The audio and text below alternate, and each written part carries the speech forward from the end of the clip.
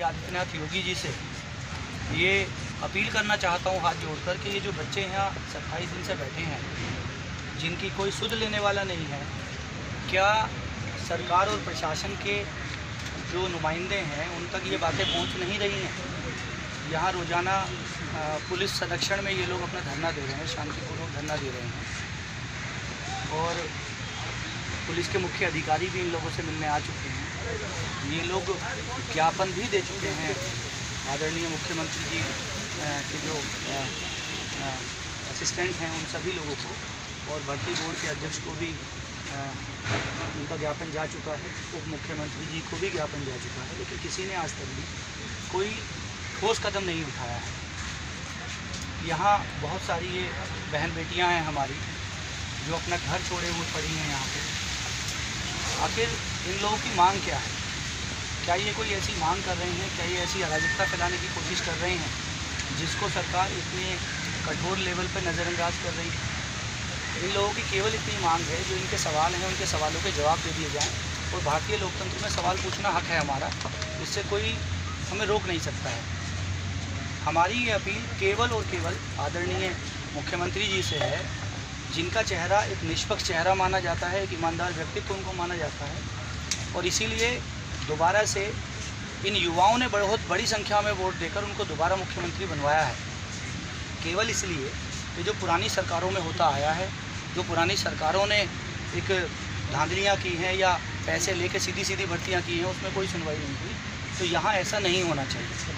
केवल इस बात पर विश्वास करते हुए दोबारा से भाजपा सरकार को बैठाया गया, और योगी जी का चेहरा देख के ही अधिकतर लोगों ने वोट दिया था, क्योंकि सब जानते थे कि योगी जी दोबारा मुख्यमंत्री होंगे, और अगर किसी और व्यक्ति का चेहरा सामने होता तो शायद भाजपा को वोट ना मिलता।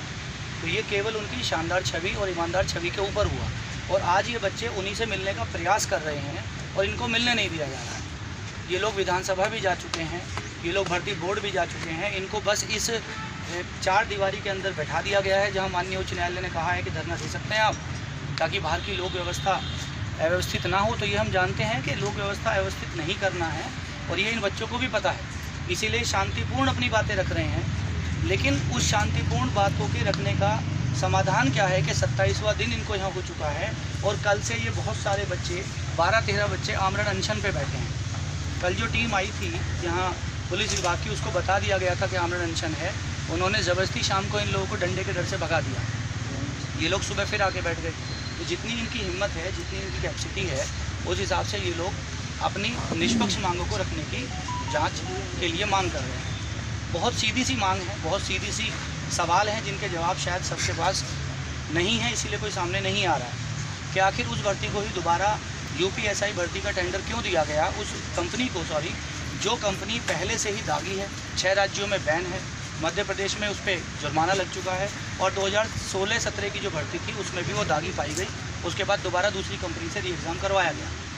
दूसरी बात, जिन बच्चों को जब पहली लिस्ट आई और पहली लिस्ट में बहुत सारे बच्चों के 160 क्वेश्चन में से 158 क्वेश्चन ठीक थे, 157 क्वेश्चन ठीक थे, तो ये कैसे पॉसिबल हो सकता है कि 120 मिनट के क्वेश्चन पेपर में, जहां हम IAS की बात करते हैं, वहां पे इंडिया का सबसे बड़ा एग्जाम है, जहां 60-62% पे टॉपर हो जाता है, यहाँ पे बच्चा 90% नंबर लेके आ रहा है, 98% नंबर लेके आ रहा है, तो क्वेश्चन तो वहीं उठा। बच्चों ने तभी सब ने मिलकर एक ट्विटर कैंपेन किया, जिसके जवाब में भर्ती बोर्ड का जवाब आया कि ये सारी खबरें भ्रामक हैं और ऐसा कुछ नहीं हुआ है। बच्चों ने विश्वास कर लिया और उसके बाद में कोई अशांति नहीं फैलाई।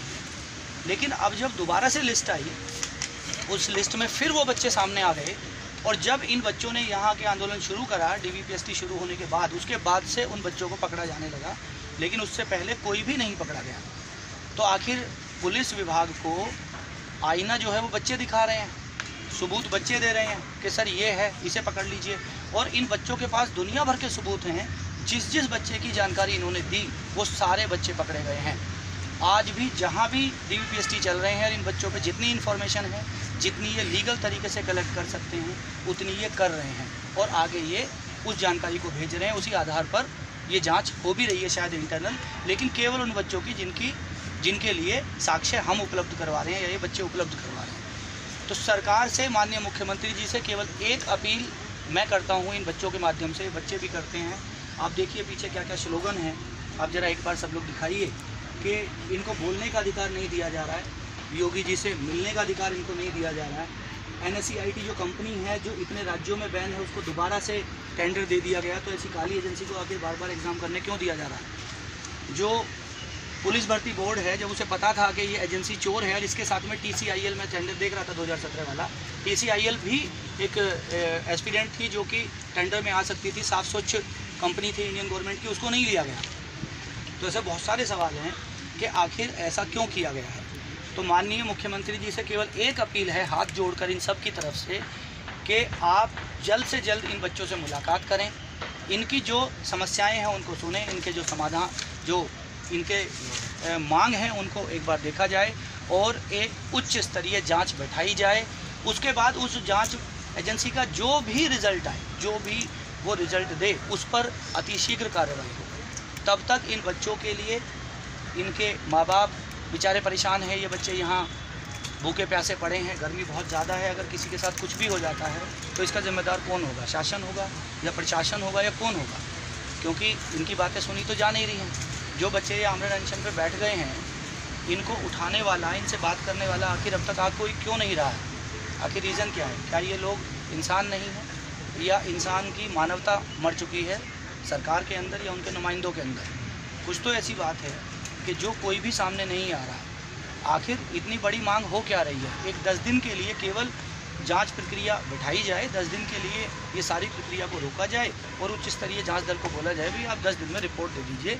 और जिन बच्चों के ऊपर शक है, जो बच्चे DVPST के लिए बुलाए गए हैं, वो 2-2 मतलब 5-5 मिनट में ये पता चल जाएगा कि वो बच्चे दागी हैं या नहीं हैं। बस इतनी सी मांग है और मैं समझता हूँ माननीय मुख्यमंत्री योगी जी इस बात को सुनेंगे, क्योंकि वो हमेशा कहते हैं भ्रष्टाचार मुक्त राज्य और भ्रष्टाचार मुक्त देश वो तभी हो सकता है जब केवल स्लोगन से काम ना चले, आप धरातल पर कुछ करके दिखाएं। ऐसा कोई आप निर्णय लें, ऐसा कोई आप आदेश दें अपने नीचे के अधिकारियों को, मंत्रियों को, जो आगे के लिए नज़ीर बने और जिसके आधार पर हर वो बेईमान, हर वो चोर, हर वो करप्ट इंसान डरे कि आगे वो कुछ भी गलत करने से पहले 100 बार सोचे। आप मुख्यमंत्री योगी जी की छवि हम देखते हैं कि कोई चोर है, कोई भ्रष्ट है या कोई भूमाफिया है, सबके घर पे बुलडोजर चल गया है। ऐसे 2-4 इन लोगों के घर पे चल जाएगा तो जीवन में कभी पेपर आउट करवाने की नहीं सोचेंगे।